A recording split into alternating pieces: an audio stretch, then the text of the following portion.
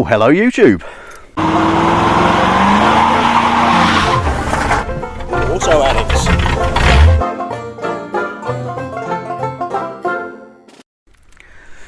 I'm not a big Volkswagen fan, but the two I do like. The rather rare, expensive, and just bizarre EL1, and these.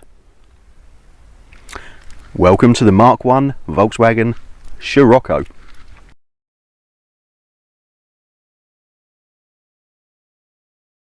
This is a facelifted car. I think they facelifted them in 1978. They ran from 75 to 81 in MK1 guys. About 800 kilos curb weight, so a very light car. Top speed on this 1.6 carburetted car is 105, and 0 to 60 is 12.8 seconds. And there we have a 1600 carburetted engine. Not very powerful, but quite revvy and quite good fun. They're not hugely powerful. 85 horsepower, 92 foot-pounds of torque, quite high up the rev range. But imagine this is the early 1970s. Volkswagen, they've just got the hateful rear-engined air-cooled cars, and they need something new. They're very attractive looking. Carmen Gear is getting a bit old hat, as is the Beetle, etc. So they turn to Giorgetto Giugiaro to redesign, or to design, a new car, and he comes up with the Golf.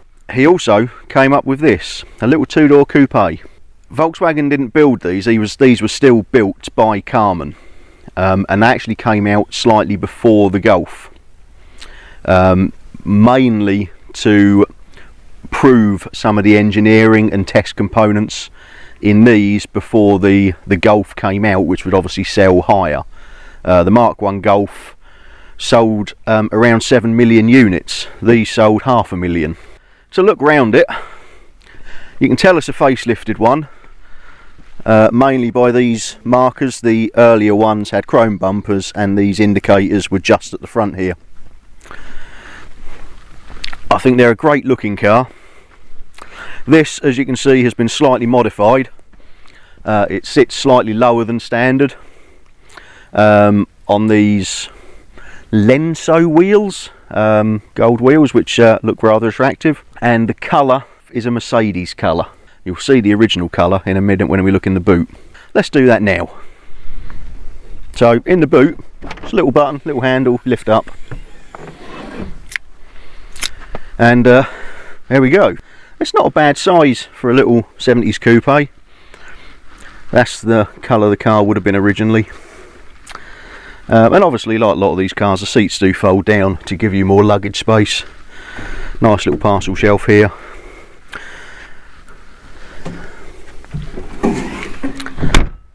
And the rear view on these is quite an attractive view. I do like the look of these from the back.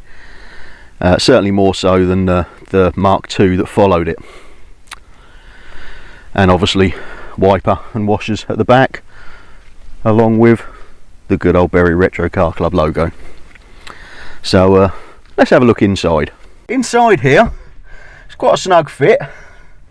These seats I don't believe are original, but they grip you quite nicely. Steering wheel is quite low, so it's a bit difficult to get in, but we manage. You have obviously your keep fit windows, a little toggle there for your one and only exterior mirror. A nice, clear, concise dashboard. The rev counter in this one doesn't work, so we have another one down there because it's had electronic ignition fitted. A few warning lights. A nice little mini disc player. When was the last time you saw a mini disc player? There's a mini disc, look at that. Your quartz clock. This again has had a 5-speed gearbox fitted. It would have been 4-speed as standard. Your ashtray, and a diddy little glove box. That's pretty much it. One single speaker in the dashboard for the radio. Height of audio technology. Now, this does have back seats. Now to get in, you've got a seatbelt in the way, but let's have a go anyway. Eek! Oh. Right, well, I'm in. Somehow. There's next to no headroom. I'm having to hit my head at the thing. Can I even get the seat back? Oh, no. Yeah, not comfortable at all. Old fat people do not fit.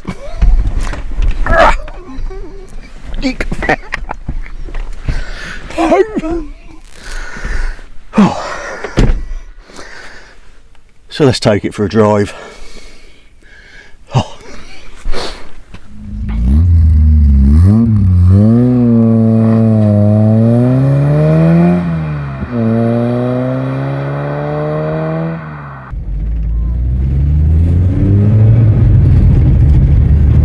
So behind the wheel. Now, due to the suspension in this, it's quite bouncy. So the cameras may have a bit more shake than I would ideally like, but it's one of them things.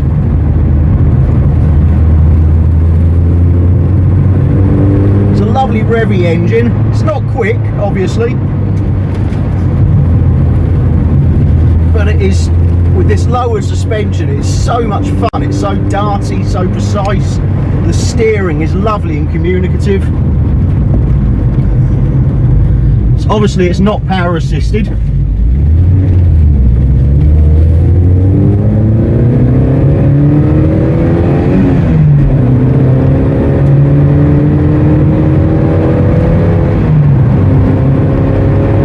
But it's a lovely sound. So it's only a little 1600, but it really is a lovely sounding car. I know the owner would like to quieten it down a little bit more, but I actually really like the way this sounds. Again, apologies for the rear view mirror in the way. It's quite a small car, so my mounting positions are quite limited. It is quite a firm ride, but it's not too firm where it's obnoxious. It's really uncomfortable. It's compliant enough, but it's still, there's not a lot of body roll. It darts round the bends very nicely. The steering, while not power assisted, it is just weighted perfectly for this type of road. Obviously around town and parking it's a bit heavy.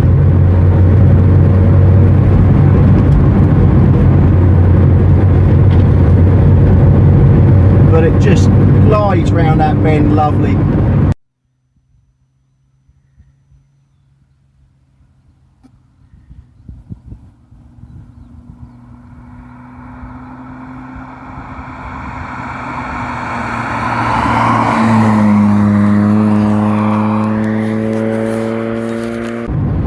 It was apparently a bit firmer than this before, and it made it quite skittish. It danced about all over the road, so he's spent a lot of money on coilovers and things to really get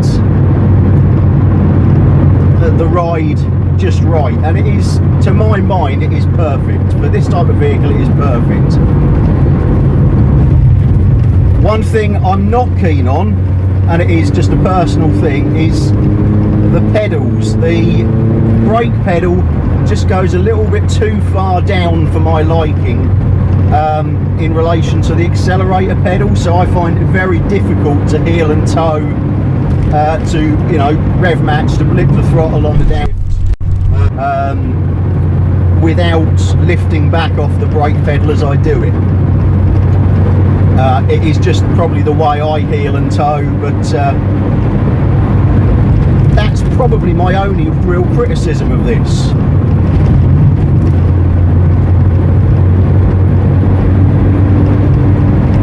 The seats, they hold you nicely. They're a little bit slippery being vinyl, but on the whole they're nice. It's a little bit weird not having a wing mirror on that side, but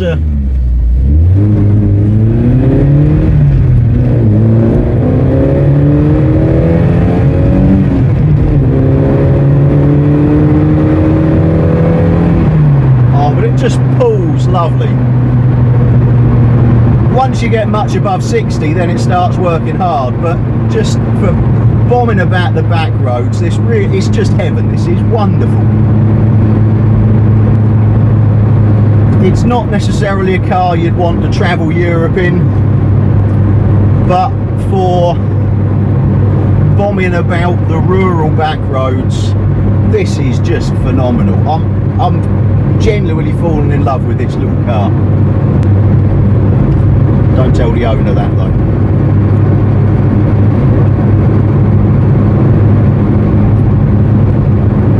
There's not much headroom, I will admit that. As you hit a bit of a bumpy road, my head does touch the sunroof.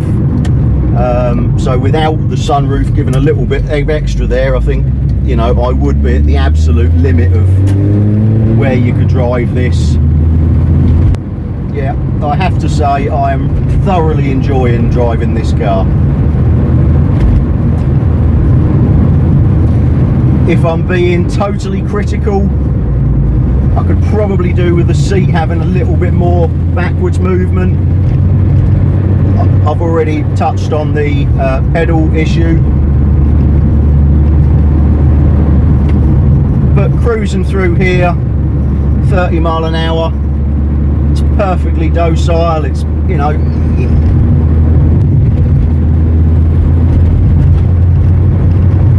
just opening up on this back road here.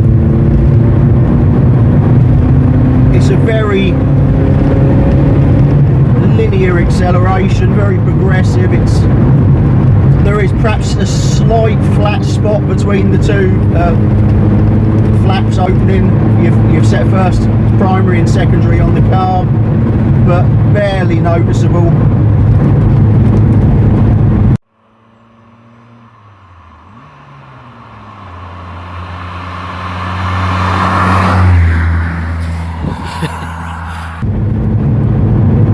And it just corners so nicely.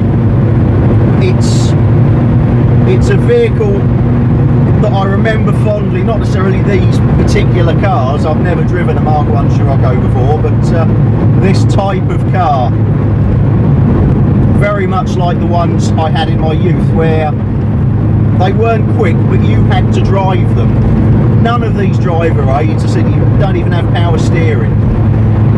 You have to drive the car. You have to pay attention. And I love that. I think it's fantastic. You feel involved. The steering tells you everything the car is doing. There's so little roll in the corners that you really don't need to slow down that much.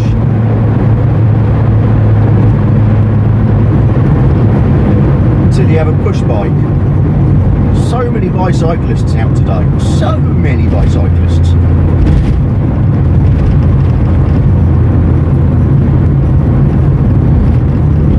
Now, I'm actually annoyed now that I'm having to sit behind another slow car, because I just want to be enjoying the bends. I want to be enjoying this car. The owner is currently stood in a field waiting for me to get back. He didn't want to be in the video at all. And I know just yesterday he went through an entire tank full of fuel. He just spent 4 hours just bombing about, and I can really understand why. In things like my Corvette, I love driving them, but it's very much a cruising car. It's a car I just love cruising around in. On the back roads, I'll be totally honest, it is an absolute nightmare. It doesn't handle that well. It's not that comfortable. It's not that spacious.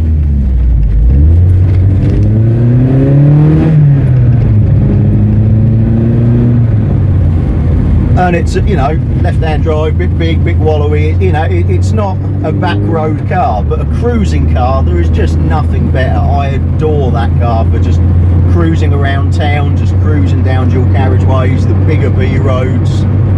It's lovely. This car, I would never come off the back roads. It is, I would be just like the owner, Jay. I would be just spending hours going absolutely nowhere.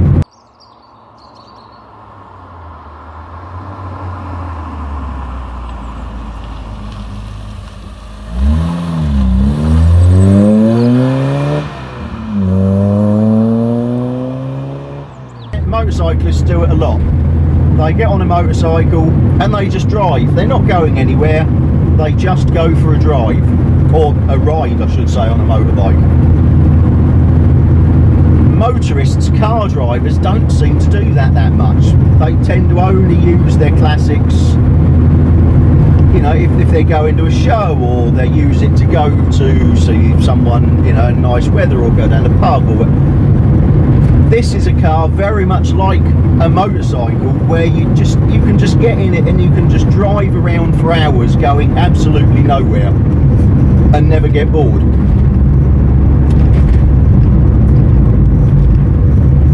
I was very lucky. Jay allowed me to have a ride around in this for probably half hour, 45 minutes before I did any filming today, just to get to know the car.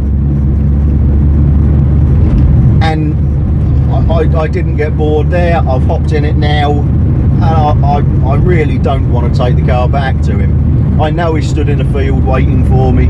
I know he's probably bored, and I don't care. I'm just thoroughly enjoying driving this car. I do not want to take it back.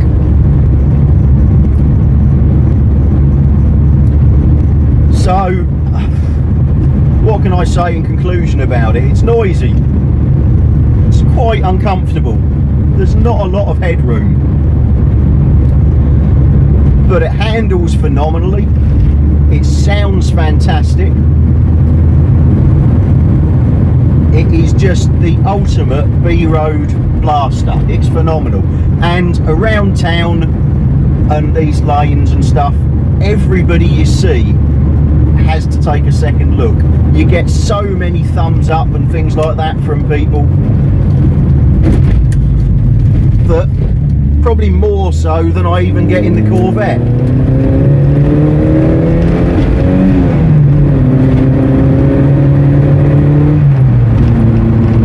So yeah, just the tiniest little flat spot there between the primary and the secondary opening. This is quite a bumpy road, and you're probably shaking away like hell, but for me, yeah, it's bumpy, but it's still staying planted to the road.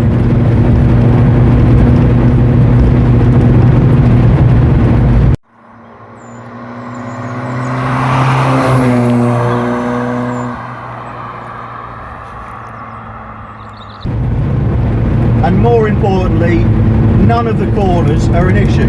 And it's a narrow enough car as well. We're on these back roads. We haven't got to worry too much about permanently pulling over to let things go past. You forget how big modern cars have got until you get back in something like this.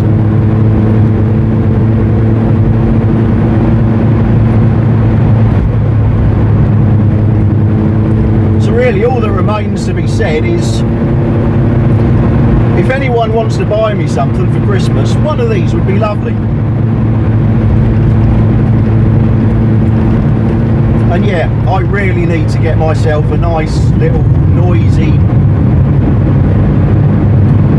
ferocious, underpowered, darty little car, because this is just so much fun.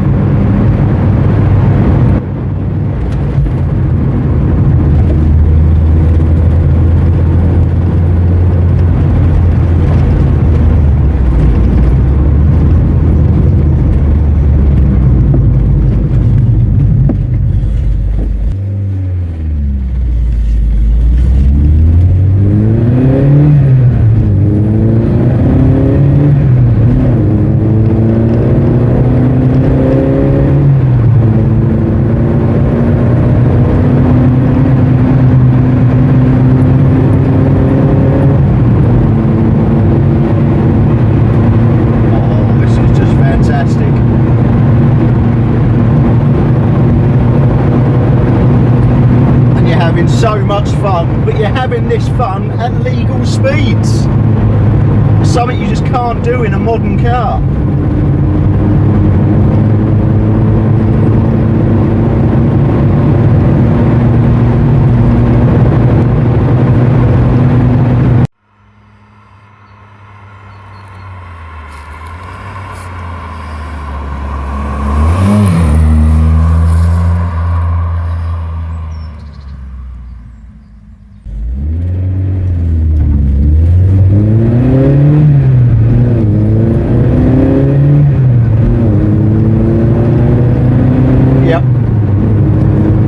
get me something like this.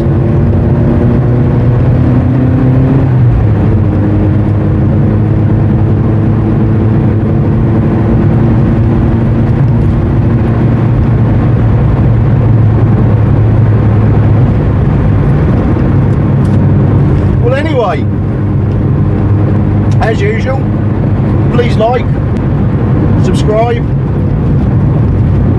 comment below, share this around with all your Volkswagen friends, and come back for a future video where I'll be hopefully driving something just as unusual and just as fun. I'm going to carry on driving for a little while and enjoy this before I have to give it back. See you in the next one.